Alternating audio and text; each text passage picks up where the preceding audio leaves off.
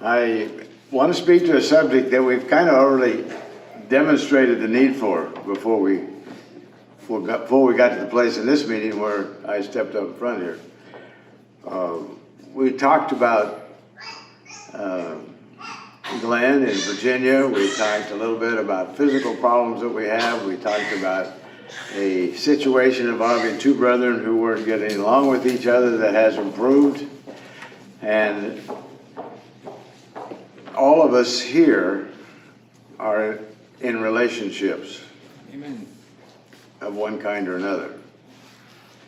And I believe that each of us, as we go through life, the most important thing that we probably can do in this life is to maintain the relationships that we have opportunity to make in such a way to be a positive influence on the other side of the equation, and the other half of the relationship. And of course, a relationship can involve more than two people, but it's got to have at least two people. Or we can talk about our relationship with the Lord, and then it is our relationship with each other and the Lord, and you can look at that as three people. But the subject is, why do we do things that are not appropriate? And appropriate is kind of a broad umbrella word. It's kind of a nebulous word. It can be applied to a lot of things. I'm not really interested in trying to make anybody uncomfortable. I'm not trying to point out anybody. I think the things that I will say, and that some of which will be my observations in life and some of which will be scriptures, but I believe the things that I say apply to some degree to all of us.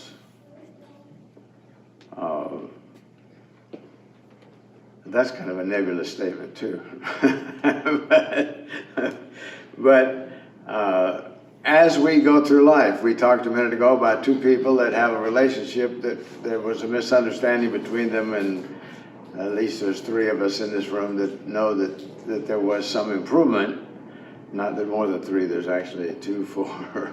But anyway, some improvement between and then we know who the individuals were. Some improvement between the individuals and each other, and that's good, because that was something that I was involved in back when it first happened, and only in giving advice to one side of the equation. But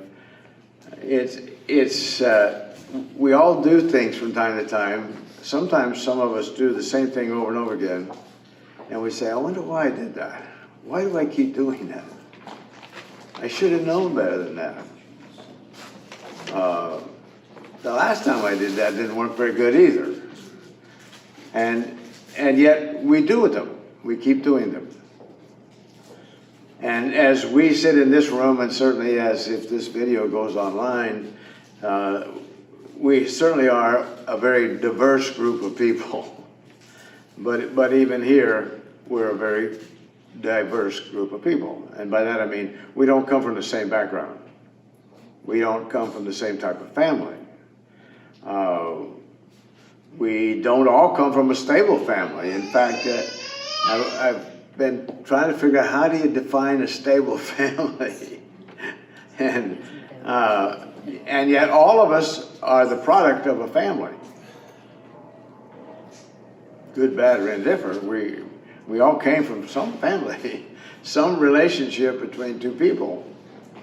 And we were influenced positively or negatively, or in all probability, negatively and positively at times, different times, by what all is a part of that relationship of those two people. Some of us had a more or less stable background. Some of us had an unstable family background. Some of us were raised in a Christian family, by that I mean a family that both parents testify to having accepted Jesus Christ as their personal Savior. Both parents trying to function consistent with what they've learned and how they understand that they should apply it in their life. Some of us came from maybe an atheistic background. We had parents that were atheists or agnostics. They either didn't believe there was a God or they didn't know God at that point in their life and didn't know who he was and didn't think that anybody could. But and I could keep talking about the diversity in our lives relevant to our family background. We all have different education levels. Some of us have a college degree. Some of us maybe have an extended degree or whatever they call it when you get to be a doctor or something. I don't know that anybody does in this audience, but and some of us didn't do anything to get through high school. Some of us have had some really traumatic experiences in our life as children and or young adults. And some of us have had a relatively peaceful life. And so and we all are the totality of the experiences that we've had in life. Not only on a human level, but our relationship with God, our commitment to serve him, and our ability and consistency to read and study his word to apply it to our lives. But our mind is basically shaped by all the experiences that we've had in life. There's an idea that's thrown around from time to time, that all men are created equal, or all men are born equal. And that's not true, unless you're talking about a limited number of things that are included in our creation or our birth. Because,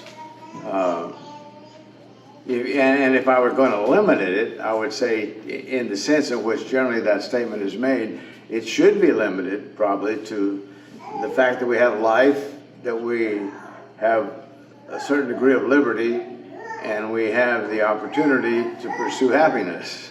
And that's what our form of government is supposed to provide for us, or at least initially was supposed to provide for us. I think now there's a lot of people that think that we have that we're promised to the opportunity to have life, have liberty, have medical care, have education to the extreme, and not the pursuit of happiness, but happiness. So if we look at our life and we say, I'm missing one of those, why somebody's cheated us out of it, we want to think, but that really isn't true.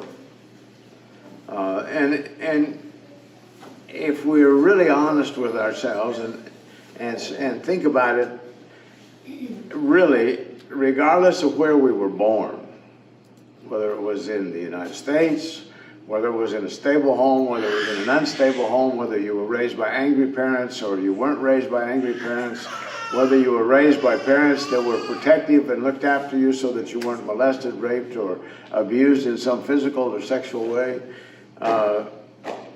we really are not all, we don't all come out with the same opportunities, the same skills, the same abilities.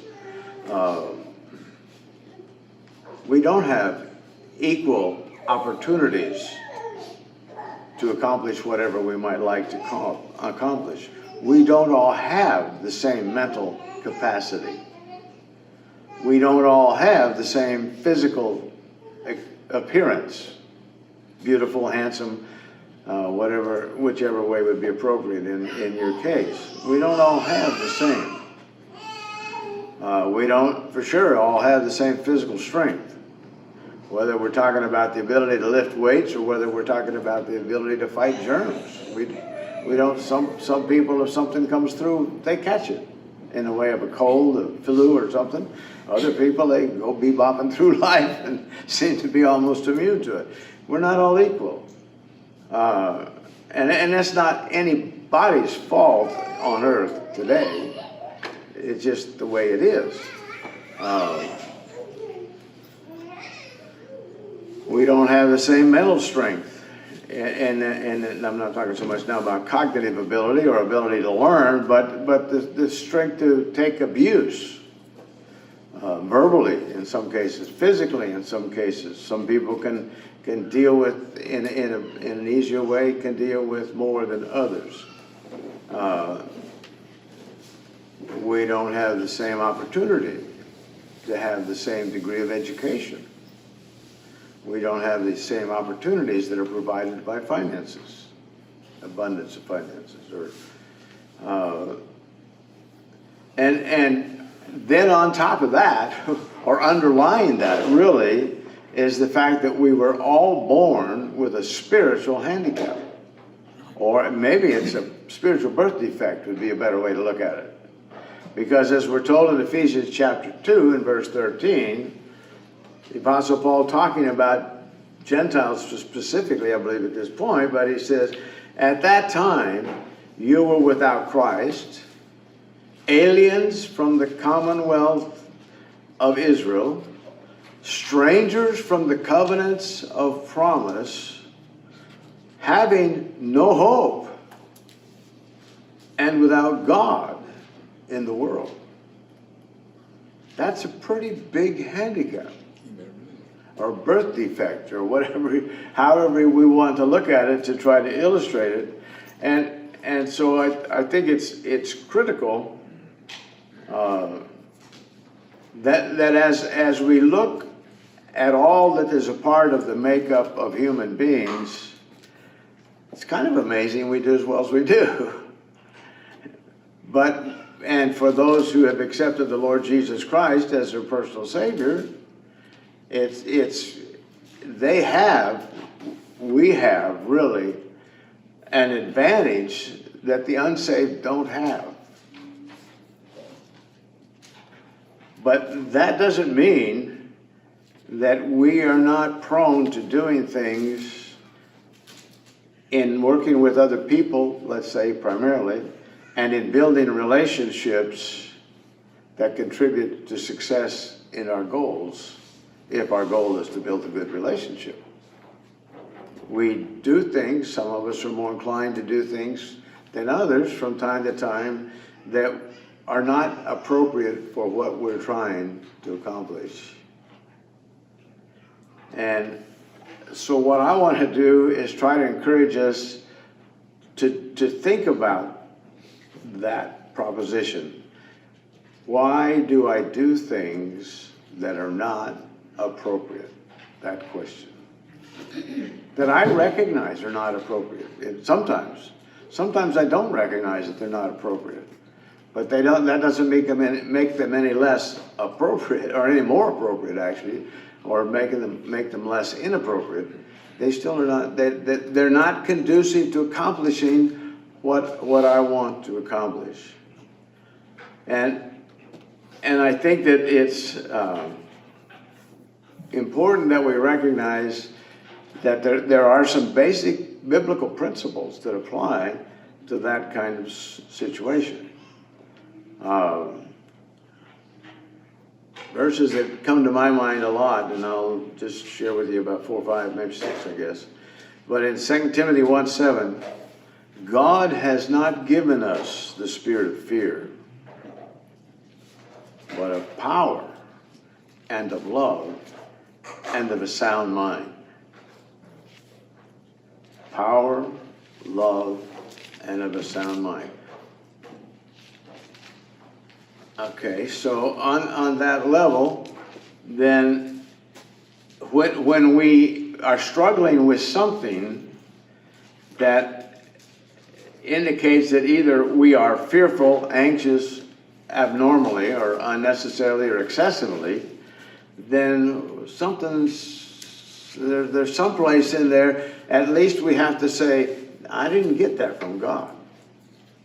If I have it, it's either something that I got because I was born aliens from the commonwealth of Israel, strangers from the covenants of promise, and having no hope because I was without God, or something else has affected me, the molding of me, the shaping of me, the way I look at me, or the way I look at you, or the way I look at the world, or possibly the way I look at God, something is causing me to be excessively fearful or anxious, and probably motivating me to do something that isn't going to be appropriate for what I'm trying to accomplish in life. In Romans 8:15, the Apostle Paul says, 8:15, "For you did not receive the spirit of bondage again to fear, but you received the spirit of adoption, by which we cry, Abba, Father." In other words, we have, as believers in the Lord Jesus Christ, a relationship with God that should help us put things in perspective.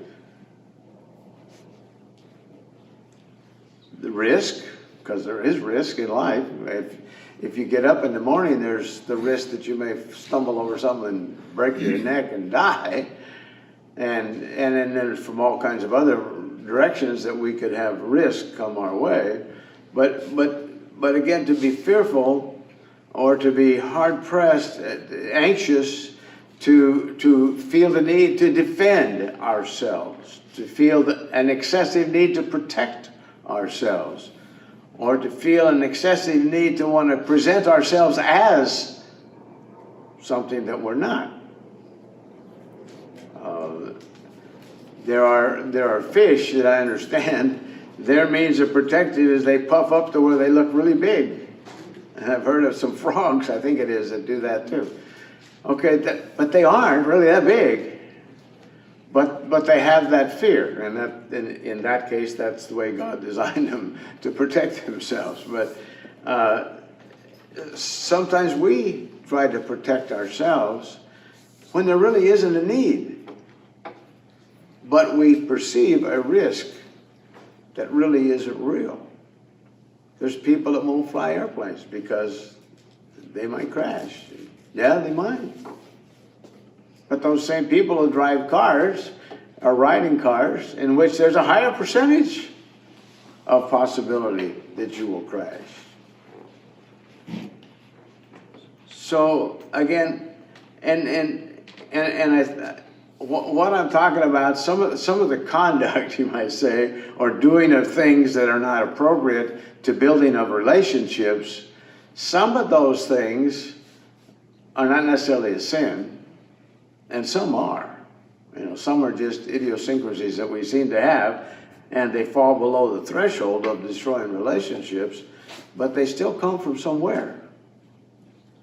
And I guess I'll make the point now, and I'll make it again later on, but I believe when we do things that are not appropriate, and we don't know why, or we wonder why, and it keeps repeating itself, I think there's three things that are really important. One is we are getting something out of it. And two is, and that's my feeling of need for that something, or to do that something, or to go about getting it that way, came from some place. Because quite often, what we're trying to accomplish by doing something that's inappropriate is legitimate. It's legitimate. We should want it. It's right to have it in many cases. But sometimes we go about it in a way that's counterproductive. It not only accomplishes the goal, it may make it harder to achieve the goal, even though it's an appropriate goal. So, what caused me to think that that would be a way to go about it? Why is that not a good way to go about it? Why doesn't it work? In other words, I'm always trying to get people to think. To think. You know, I don't know whether it's true or not, but I've been told that people that experiment with things like that will tell you that if you take a rat and put it in a maze and it goes here, there, and there, and the food's there, it'll keep going that. And then if it goes there and it's not there because you moved it over here, then in order to get over here, it has to go this way and then back that way and then up there. It won't keep going over here. But generally speaking, people, human beings, tend to keep doing the same thing that hasn't accomplished what they're trying to accomplish for years. For years. And so if we want to make any changes, and if you want to do it for the rest of your life, why, no way I can convince you that you shouldn't if you don't identify it as being something that's not appropriate. But if you want to change it, then you got to back up and figure out some way. I've got to understand how I got the idea that this was something that would be right to do, positive to do, accomplish what I want to accomplish. This would be a way to approach the person, or to say what I say, or to do what I do. And it's interesting that sometimes we can do an inappropriate thing to accomplish a legitimate end, and it actually seems to work, but it really tends to destroy, at least over time, what you're really trying to build, and that is the relationship. And that, I think that's one of the things that Satan does many times, is we may feel like, hey, it works. It works.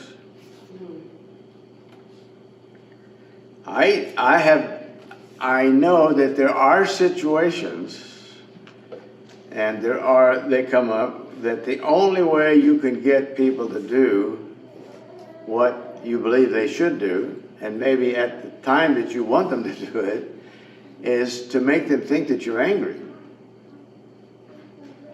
Or to be angry, whichever the case may be. And you know, there are people, I know someone that I knew for a long time, and always knew him to be quiet and straightforward and easygoing, and I saw him one time when he was not. And in the field of work that he had, most people are noted for not being that kind and easygoing and easy to approach. And after I saw it that one time, I thought, yeah, okay. It's not that he doesn't know that technique and that he won't use that technique, but it's only a technique.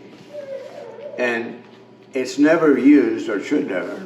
If you've got any intelligence, well, you're not, and understand what you're doing, you're not going to do it or use that technique on people that you want to have a relationship with.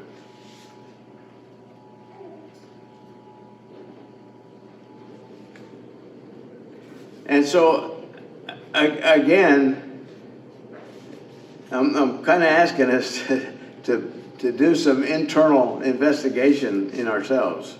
Don't listen for somebody else as we go on, but just listen and think about it. And if you can identify things that you do or have done that don't seem to work too well, or that you have to apologize for later, or that you realize hurt somebody, or seem to insult somebody, or then why do I do that? Why do I do that? What am I getting from that? Is to me the number one question. What am I getting from that? And then the question, is what I'm trying to get, is that a legitimate thing for me to want to have? You know, you may do something, you could step out of the side on the sidewalk somewhere in the middle of the night, approach somebody and stick them in the back with your finger and say, put up your hands and give me your money, and you might get your money. But if you stop and look at that, it isn't really appropriate that you have that guy's money. That's called robbery. And if you pretend to have a gun, that's called armed robbery. It's getting worse. And if the guy's knows what he's doing, you might wind up laying on the ground looking at the stars while he heads for to get miles away from you, and you say, that didn't work. But if you would examine it, you say, well, it really wasn't legitimate in the first place. And that's just an illustration of an obvious fact. I'm not entitled to that man's money. And it's not right for me to make him think that I'm going to shoot him if he doesn't give me his money. And it didn't work. Now, if you'd done that a lot of times, and it did work, and maybe you thought, this is pretty good. This is the easiest money I ever made in my life. And then one day you do it to a guy, and instead of turning around and handing him his money, he turns around and shoots you, and you're dead. Or maybe let's leave you alive so that you can analyze what happened. You accomplish for some period of time getting the money from some number of people, but one day you tried it on the wrong guy. And you wind up wounded and maybe in serious condition in the hospital, plus charged with attempted robbery. Now, those are things that would be easy if we were doing, and none of you are doing those kinds of things, I'll bet money. But anyway, but if you were doing those kinds of things, then you would look at that and you'd say, oh yeah, that's easy to analyze. If I were doing that, I could figure that out easy. Okay, but let's back up to things that are not quite that dramatic and that traumatic and might not have as serious an end to them. How do we deal with things? And the other thing that I want to accomplish is we need to learn to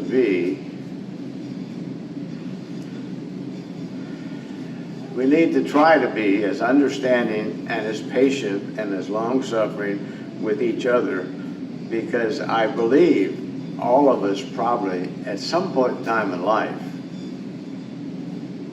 have been guilty of doing things that were not really appropriate for trying to build what we try to build as Christians. Not really appropriate with demonstrating the love of God for each other. And so, we may have recognized some things, and we may have made some changes. And I would say again that I'm not talking to you from the standpoint of this is not something I know anything about. This is something I know about personally, from my own personal life, and things that I've had to look at and say, what are you getting out of that? And probably when I first started doing that kind of introspection, if you want to call it that, I didn't have it put together in this kind of, in steps like this. It's kind of like when I hit myself with a hammer, it didn't take me a lot of analysis to figure out that there's something wrong. I got to do that. I got to do something different. But this isn't going to work. And most of you know, I think, that at a short period of time in my life, I worked in a prison, and one of the reasons I got out of it is because I was strengthening a side of my personality that was not going to make it easier for me to appeal to people about spiritual things. Because you don't appeal to prisoners. You tell them. And if they don't do it, you do something. Either tell it much more pointedly and severely, or you do something physically about it. And I didn't need that kind of that part of my nature. I didn't need to be polishing. And so it's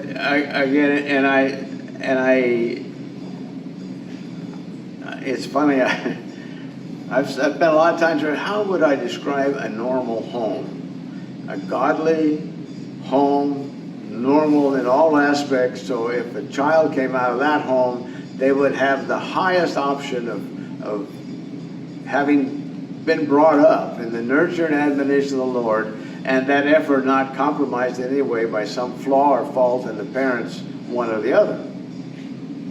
And I give up.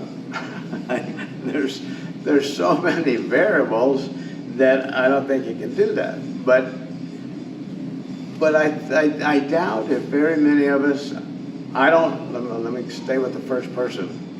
And that's not something I generally think is a good idea, but I don't think that the home in which I raised my children was a perfect home, or was the ideal home. I'm talking about from God's standpoint.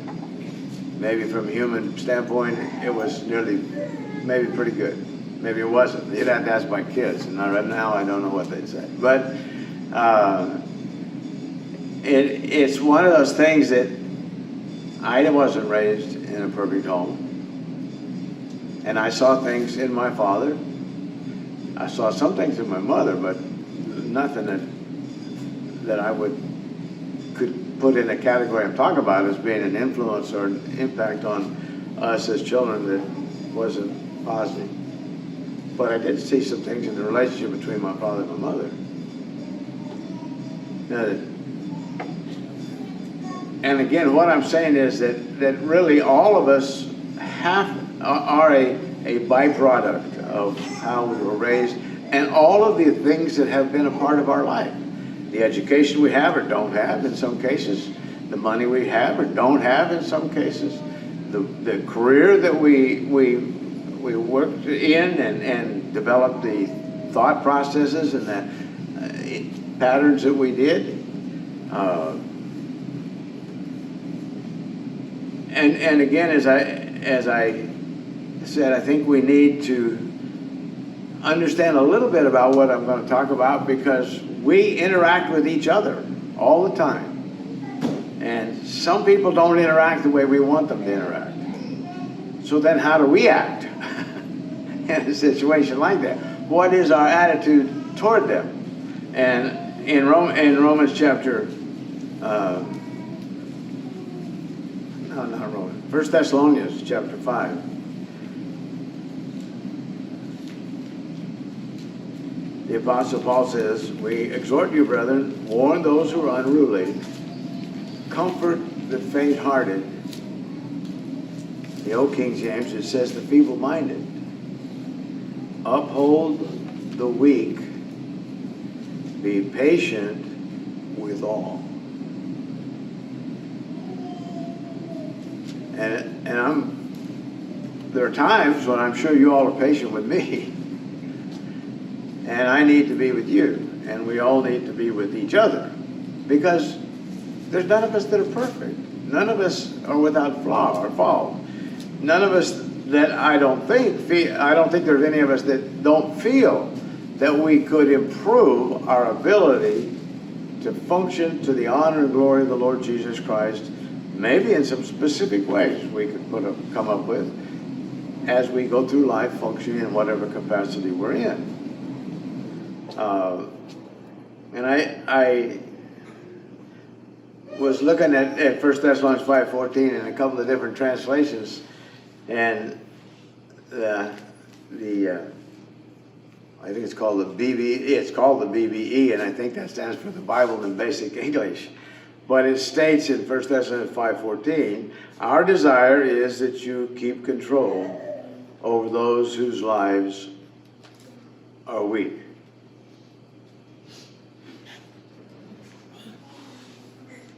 No, excuse me. Our desire is that you keep control over those whose lives are not well ordered. They're not well ordered. Comfort the feeble-minded and supporting of those who have little strength. And putting up with much from all. I thought that was interesting wording. Okay. In other words, it's basically saying, okay, those people that are functioning in a disorderly manner or out of control, whose lives are not well ordered, okay, you need to control people like that, and yet you need to comfort the feeble-hearted or the feeble-minded. And you need to support those with little strength, or the New King James says the weak. And then this last, and putting up with much from all. Okay, so that's, and the more we can understand how or why or what people are struggling with or dealing with or what's influencing the way they respond to certain situations, to me, the easier it is to put up with much from all. I'm going to pick on Paul. I'm a good guy. and his son Jimmy. Well, Jimmy's not here. But from the time I first had a relationship with Paul and Lauren, Jim and Chris, one of the things I found out very quickly, and I heard some people complain about, was Paul and Jimmy really talked loud. Now, you'd never know it today. I don't know what happened, but I mean, they talked loud all the time. I mean, and of course I didn't understand it, particularly when I first met them, but then later I actually asked, I don't know whether I asked both of them, but I know I asked one of them, and I'm not sure which one, why do you guys talk so loud? And I think it was Paul that said, you know, we work on the dock, on ships, and there's a lot of noise. And when we say something, it has to be heard, and it has to be understood. And so we got in the habit of talking loud all the time. And so they always talk to you like I'm talking now. They did, really. Is that, those of you who've known them for years, is that not true? And getting nods all in several places. That wasn't a fault. But it bothered some people. Not saying that it should, but if it did, it should have been handled by those people in this light, putting up with much from all. In Paul's case, the fact that he and his son, who both worked in the same environment, spoke very loudly. Now then, I imagine if they worked in a library, they would whisper. And they would be inclined to come up to you and whisper. And then those people would complain because they couldn't hear. So, but my point again is there's a reason, and if we understand the reason, then to some degree it will help us be at ease when we find ourselves putting up with much from all. Galatians 6:2, I think we're all familiar with it. Bear one another's burdens, and so fulfill the law of Christ. I used to have a man that worked for me. He didn't work too long because he wound up stealing my checks, but he did work for me. And when I first hired him, you know, he came in. Well, if you'd walk up to him on the job to say something to him, the first thing you'd do is go like that. How do you think he got that habit? Well, the thing that caused him to steal the checks from me also caused him to do things like similar in nature to other people, and he'd done a good deal of time in prison. And one of the things that often happens in a prison setting is when an officer approaches you, you expect to be shook down, they call it. And he'll run his finger down around your neck, under your collar, under your armpits, down, and so they get in the habit of going like that. And he wouldn't get this far out, but you could see about that much. His arms would start up, and then he'd catch himself.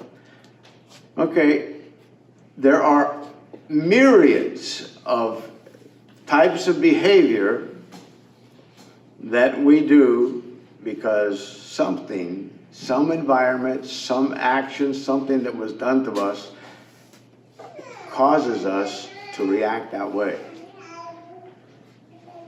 And like I say, because the guy's first reaction when you walked up to him and you were the boss was to raise his hand and spread his legs, is not a sin. And actually, for me, I felt sorry for him. Having worked as an officer in a prison, I understood what was going on the first time I met him. You know, I realized what was happening. But we all do things that we don't think about any more than that. He never thought about it. He would never think about it until he'd already started to move. And then he'd have to pull back and stand there and talk to you. Bear one another's burdens. We all have them. Colossians 3:12 and 13. Therefore, as the elect of God, holy and beloved, put on tender mercies, kindness, humility, meekness, long-suffering, bearing with one another. Do you really want to understand why people, whatever it is that they do, that you consider to be inappropriate, why do they do that? Are you willing to look at yourself? If you're doing something that creates problems that you know that other people think is inappropriate, and say, why am I doing that? Why am I doing? What do I get out of that? I have to get something from it.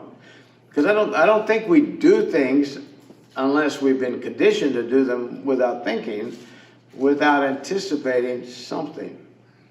Some response that we want is what we're expecting.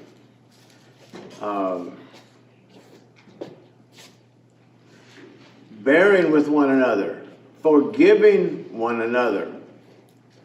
If anyone has a complaint against another, even as Christ forgave you, so also must you do. To please the Lord, that's not a question, that's an instruction.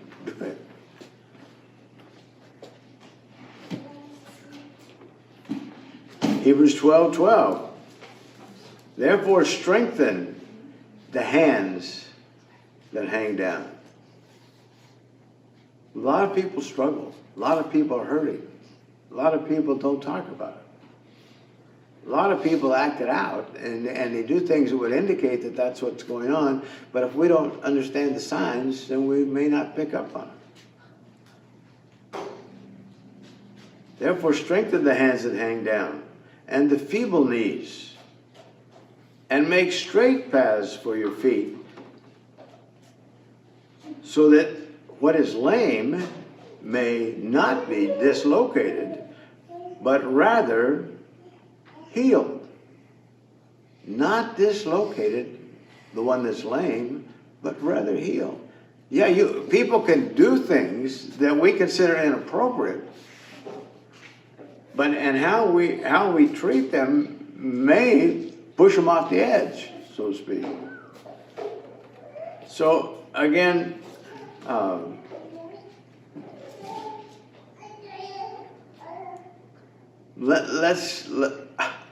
I hope from what we go over that we can kind of maybe want to get at least an understanding of what people are dealing with, and to be able to, we would be able to respond appropriately, because to every kind of situation, question, there's the appropriate response, there's the inappropriate response. And so to be able to respond appropriately. I already said, but I'll mention again, our childhood experiences have a part in molding us into what we are. Our childhood experiences. There's a lot of people that live with things that happened to them before, negative things that happened to them, and positive too, but negative, before they were 5 years old. And before they were 13 years old. And before they were 20 years old. And beyond that, there are a lot of people that are affected by things that happened to them after they were drafted into the military, after they saw service in battle. I've spent time with people from in the Vietnam War, particularly for me, people that I talked to, and they were never the same after. I knew a person personally after the Second World War, I think it is, that he never was the same. In fact, in an effort to get help for him, and the military did a frontal lobotomy on him. And he never would be the same as he ever was again, because they physically destroyed a portion of his brain.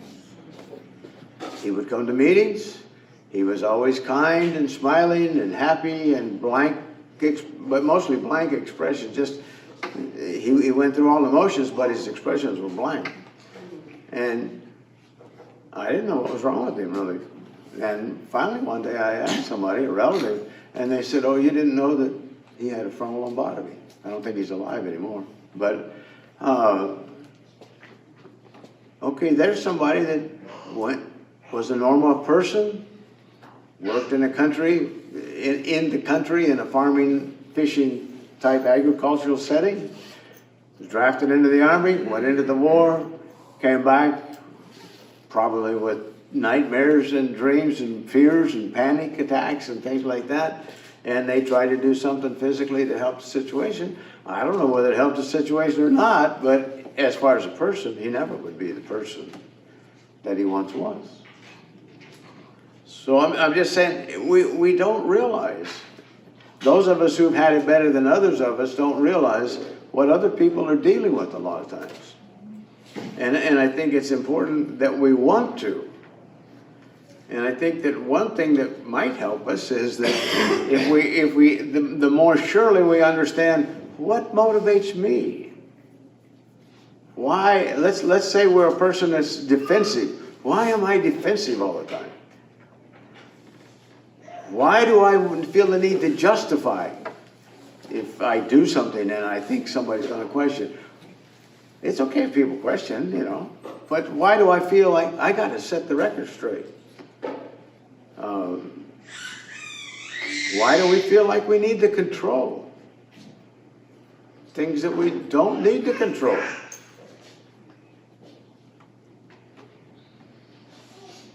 There's probably a reason. Probably if you could go back and reconstruct things that happened throughout your lifetime, you could say, I know how I got here. I know what I'm afraid of. You know, we heard a lot after the Korean War about post-traumatic stress syndrome, and that's a situation generally that is brought about because a person went through some really severe, frightening in most cases, situations where their life was on the line. Many they were injured in the process. And things would happen and they would panic and just run or disappear or maybe lash out at somebody, or somebody would, I talked to a guy when I worked in a prison, actually, who was in there for murder because he'd been a Navy SEAL and somebody had jumped him and he killed him with his bare hands. Okay, yeah, did he deserve to be in prison? Maybe, probably. And he told me, he said, I'll never get out, because he said, they won't trust me. He said, actually, after I was arrested the first time was in a bar, and he killed a guy. And the next time was when next time he didn't kill anybody, but some police officers arrested him, he said, tried to see what he could do, and he nearly killed some of them. And so he said, I'll never get out. And he was a big, tall guy. Huge, big guy. And the first time I met him, he came and he was a refrigeration mechanic in the prison. And he came in to do some work in the main kitchen where I was the officer shaking down people who went in and out. And I said, I'll have to shake you down. He said, you gonna shake me down? I said, yeah, I'm gonna shake you down. He said, nobody shakes me down. I said, well, I'm going to shake you down. Oh, okay. So he laid his toolbox down, opened it up, and he did this. And I shook him down. And when he came back out, then I talked to him a little more. But nobody, they didn't. They weren't supposed to. Everybody, whenever he went from one place to another, they were supposed to shake him down. But everybody, I guess, was afraid of him. And yet he wasn't really, if you weren't a threat to him, he wasn't dangerous. He wasn't an angry person. I tried to talk to him about his need of a savior. So again, but you learn that we sometimes we don't dream what people we interact with are really dealing with, and sometimes we get impatient in our own. So we may never say anything. We may never do anything inappropriate. We may not say anything inappropriate, but we know what's going on inside of us. But similar situations to post-traumatic stress can come from things other than being in war and in the battlefront. Any traumatic experience, an explosion in the house, fire, sexual abuse, rape, war, attempted murder on you, to observe other people murdered or abused in one way, a death of a loved one. All of those things can put pressure on us that cause us to function in some way, or that may cause us to function some way that isn't appropriate, at least in building a relationship. So I hope that what we go over will maybe help us understand that we do, and we undoubtedly have, things in our life that we can change, if we will. And also to help us to have empathy on others that obviously haven't been able to change some very important things in their life, maybe that they went through, or they experienced, or they observed, that are still affecting the way they react in certain situations. I believe events, and I'd ask you to turn to 1 Corinthians chapter 13.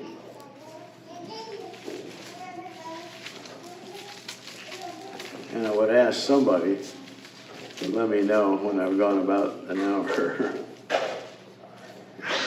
I don't know when I started even, in my phone is making the video. So, but in 1 Corinthians 13, the Apostle Paul is not talking about child abuse. He's not talking about rape. He's not talking about war. He's not talking about parental abuse, angry parents. He's not talking about any of those things. Death of a loved one. He's talking about the gifts of the Spirit. and what was taking place in the early days of the church, when there was not the written word was not completed, and yet the church was functioning with only the Hebrew scriptures, and with only their Jewish background, and that the time was going to come when those gifts would be done away, and we would come to maturity. The church would come to, we would have the revelation, we would know the mystery that was not revealed in other ages. We would be ready to go forward and function based on the Holy Spirit indwelling, the written word for our use to study, and he describes it as a maturity. And in verse 8 of chapter 13, he says, love never fails. Whether they're prophecies, he's talking about the gifts starting in chapter 12 and verse 1, the gift of prophecy, they will fail. Whether tongues, the gift of tongues, they will cease. Whether there's knowledge, the gift of knowledge, it will vanish away.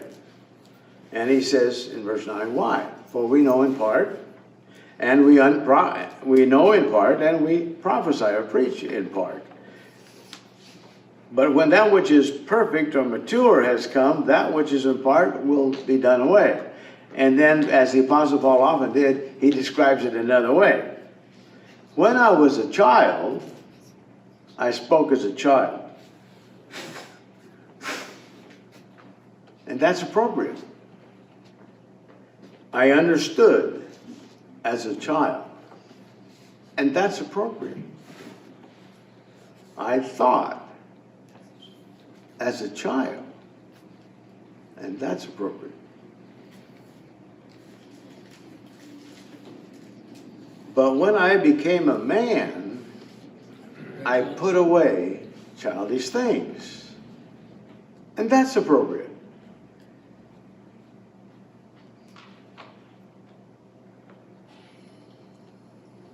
Now then, the rub comes when I'm a man and I'm either thinking as a child, either I'm speaking as a child, understanding as a child.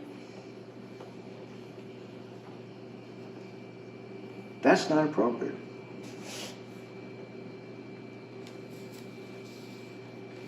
And my observation is, and I have observed it a lot of times, and from what I've read, others have observed the same thing, that oftentimes once a person is abused, raped, molested, raised by an angry parent or two angry parents, they go ahead and mature physically and educationally and intellectually, I guess we would say, but emotionally they don't. From somewhere close to that point on, or they may regress backward. But so you wind up with people that are doing something that is inappropriate because they're looking at life in a way that's inconsistent with their maturity and doing something consistent with the way they look at life. And I've had the opportunity on occasion to take somebody through that, what they did, what did you get out of it? What they said they got out of it, and what they said they got out of it was a legitimate thing, and then, but the way they were doing was not appropriate. And it was actually destroying what they were wanting to accomplish. And this scenario is pretty consistent. It actually destroys what they're trying to accomplish, and yet what they were trying to accomplish was legitimate. So then you say, okay, so what's wrong with what they were trying to accomplish or the way they were going about it if it was legitimate?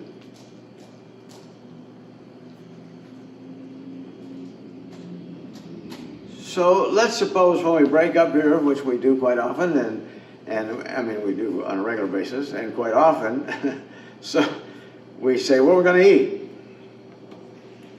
And let's suppose that Charles says, geez, can't even think of the name of what we used to eat all the time. Let's just suppose that somebody says, Phil's barbecue. And I say, no, I want to go to the taco truck. And we talk about it, nobody wants to go to the taco truck. I want to go to the taco. All of a sudden, I start stomping my feet. If we can't go to the taco truck, then I'm not going anywhere. You guys can go and do it on you selfish people, always thinking about yourself. You never consider us who like to go to the taco truck. What would you think happened? And so somebody comes to me and they say, well, why did you do that? I said, well, we always go to Phil's, and nobody ever goes to the taco truck. And I want to go to the taco truck. There's nothing wrong with going to the taco truck. And somebody might, I hope kindly, say to me, you know what? Yeah, there's nothing wrong with going to the taco truck, but why did you throw a fit? You know, why did you throw a fit just because we weren't going to the taco truck? Well, I don't know. I don't know. And suppose, John, I think, would be the guy to do it, John Sr. He'd probably ask me, don't you think that's kind of childish to do that? For a man your age, 80 years old, to throw a fit because we can't, everybody doesn't want to go to the taco truck, or not enough people want to go to the taco truck. And I think we all can see that, but then think about things that we do, that you do, that if you want to think about things that I do, if you know them, let me know, but that are kind of in that same rate. It's not that it's wrong to want to go to the taco truck.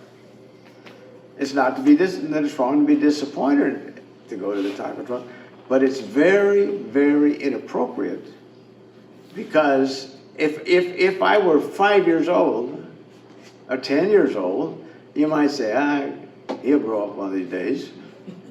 But when I'm 80 years old and I do that, you're going to say, what happened? Right? What happened? Why is he reacting? And if you didn't know me any better, maybe you didn't know me, and I didn't know, and I had a background, and there were things in my life that I could look back and say, and somebody could say, when you were about 10, I think you quit maturing emotionally. And so at 80, you throw a fit because people don't want to go eat at the taco truck. It's been 1 hour. 1 hour. Yeah. Okay, thank you. Thank you. And so, and I believe in most cases where there's something that is inappropriate that happens, particularly if it happens repeatedly, we're getting something from it. It may be legitimate that what we want to get may be very legitimate, but the way we're going about it is a childish or very immature way to go about it. Because without going back to that point in time where we were traumatized so severely, we tend as human beings not to mature emotionally past that point. For some it may be obvious, for others it may not be obvious. We may have very childish, to me, one of the outstanding things about immaturity is it's selfish. It's all about me and mine and my wants and my desires and that's okay when I'm a child. But all of us who have raised children, and those of you who are in the process of raising children, you're trying to bring your children to the place where they think about, first, what pleases God, and second, what pleases those around me. And so,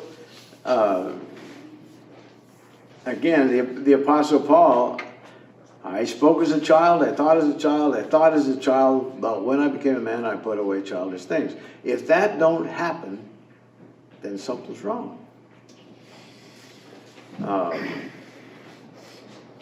In 1 Corinthians 14:20, brethren, do not be children in understanding. However, in malice, be babies. But in understanding, be mature. Okay, characteristics, like children can argue and fight and, and wrestle and whatever they do, stomp their feet and throw a fit, but 30 seconds later or a minute later, why they're all happily doing whatever it is that they happily want to do at that point. They don't hold a grudge. Adults don't do that very well if we're not careful. So Paul's exhortation is, in understanding, be mature, but in malice, be like babies. It's no big deal to babies.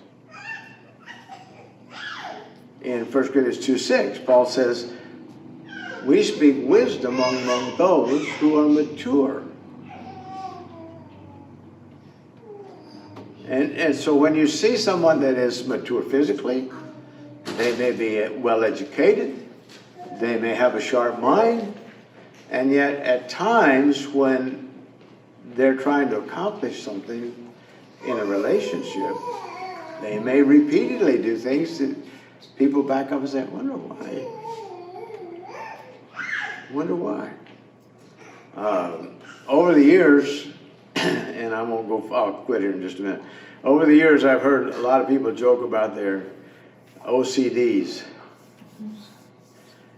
And OCD, I looked it up, because you hear a lot of things and you say, oh yeah, that means this. Well, OCD is an obsessive compulsive disorder. and it's generally considered to be brought about by certain things in the person's life, along the lines of which we've been talking. And most of the time when it's, we all have preferences and we all have a way of washing clothes, all have a way of washing the dishes, all have a way of, and it's a situation where one thing that some people who are pretty bad at it do, they just are continually washing their hands. They never feel like they're clean. And they wash and then they go away and immediately feel like they need to go back. And so they seem to continually do the same kind of thing. And yet, if you could sit down and talk with them, you could take it back probably and find a source for that. Why? What are they getting at? What do they think they're accomplishing? And so again, each of us, when we're doing something that is inappropriate to build the relationships that we're trying to build, then we need to look at it, I think, and say, okay, is what I'm doing consistent with my age? Maybe it's something that's, yeah, it's okay for me to want that. But am I thinking more like a child? Or am I acting more like a child, maybe? Because to me, if that's true, the first step in resolving the problem is identifying the problem. Amen. And that's true of all of us and most any kind of a problem. So we all need to mature spiritually, emotionally, physically, intellectually, psychologically. And if we're going to be a well-rounded person as an adult, we've got to all mature in those areas. I think I'll stop. Ben. Okay.